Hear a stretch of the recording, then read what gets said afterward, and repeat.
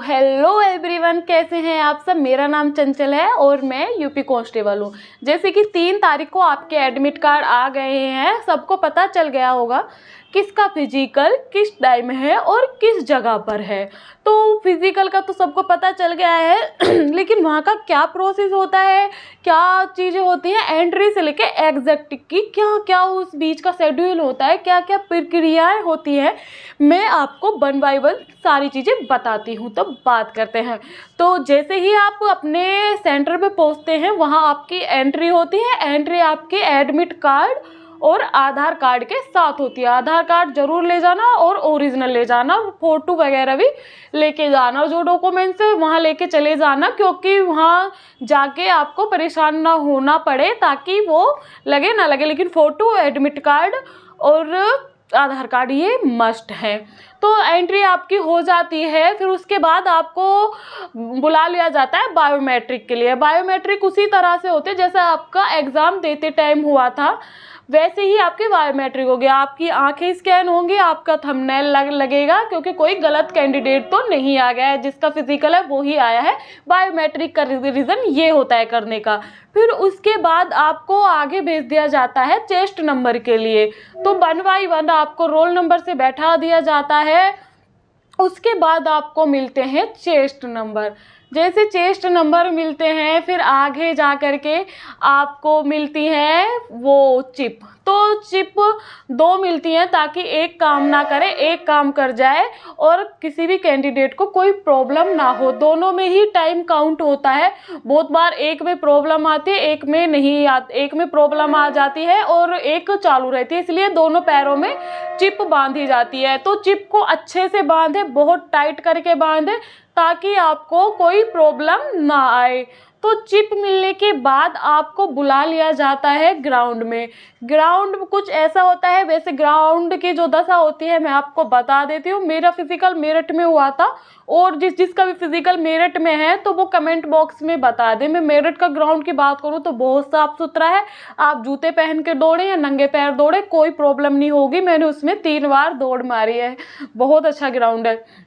तो जैसे आप ग्राउंड में एंट्री मारोगे तो आपको लगेगा कि ग्राउंड तो बहुत बड़ा है, लेकिन वो 400 मीटर का ही ग्राउंड होता है, उससे डरे नहीं।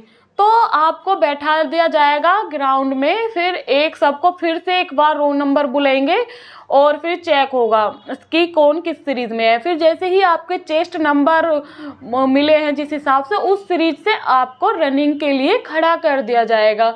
1 बाय 1 रनिंग में 100 ही दौड़ते हैं, लेकिन 100 से 150 तक, 150 से ज़्यादा बिल्कुल भी नहीं दौड़ाएंगे।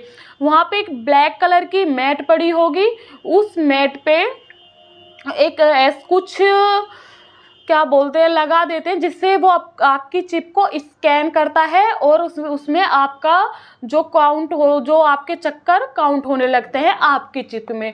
तो चिप में सिर्फ चक्कर काउंट होते हैं, दूरी काउंट नहीं होती है। तो जब आपका उस पे ब्लैक कलर की मैट पे पैर पड़ेगा, तब से आपका टाइम स्टार्ट, चक्कर गिनती की शुरू हो जाती है। लेकिन जो आपका पहला पैर पड़ता है वो आपका चक्कर गिना नहीं जाता है। जब उस पहले पैर से आप पूरा राउंड करके उस पे पैर दोबारा मारोगे, तब वो एक चक्कर काउंट होता है। कभी आप उस मैट पे पैर मारते ही वो टू टू बोलेंगे और आप समझो कि पहला चक्कर है। ये गलती बिल्कुल मत करना। जब एक राउंड आप कंप्लीट कर लोगे तब वो आपका पहला चक्कर काउंट करती है। तो उसके बाद सब बच्चों की रनिंग हो जाती है। रनिंग के बाद आपको जिस की रनिंग होती रहती है उनको साइड कर लिए जाते हैं।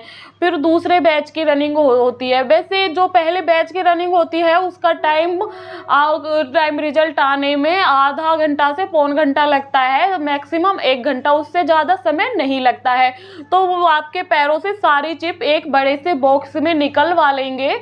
फिर उस चिप में से वो कंप्यूटराइज करके आपका पूरा टाइम डेटा, जिस टाइम में आपने दौड़ कितने चक्कर मारे हैं और किस टाइम में मारे हैं, वो सारा आपका डेटा आ जाता है।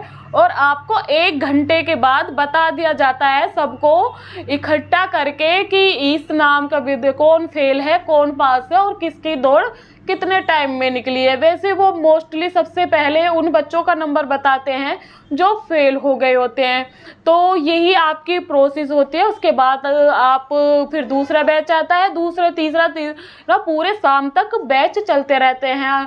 900 से 1000 बच्चे एक सेंटर पे आपको देखने को मिलेंगे और सबका टाइमिंग अलग अलग होगा।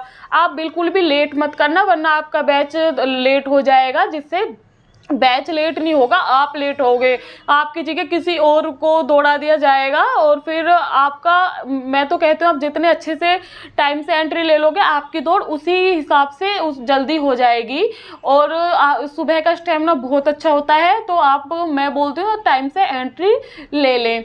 और आपको कुछ और जानना है या कुछ भी, अगर आपका अभी भी टाइम नहीं आ रहा है, 5-6 दिन बचे हैं, तो प्लीज़ थोड़ा सी, मैं ये नहीं कहूँगी सूट मारो, सूट बिल्कुल मत मारो, वरना सिम पैन होना स्टार्ट हो जाएगा और सिम पैन में आप उस दिन नहीं दौड़ पाओगे। आप थोड़े कपालभाति, अनुलोम विलोम करें और शांति से ग्राउंड में जाएं। तो ये है आपका शेड्यूल। तो बेस्ट ऑफ लक, आपकी दौड़ अच्छे से हो। अगर आपको कोई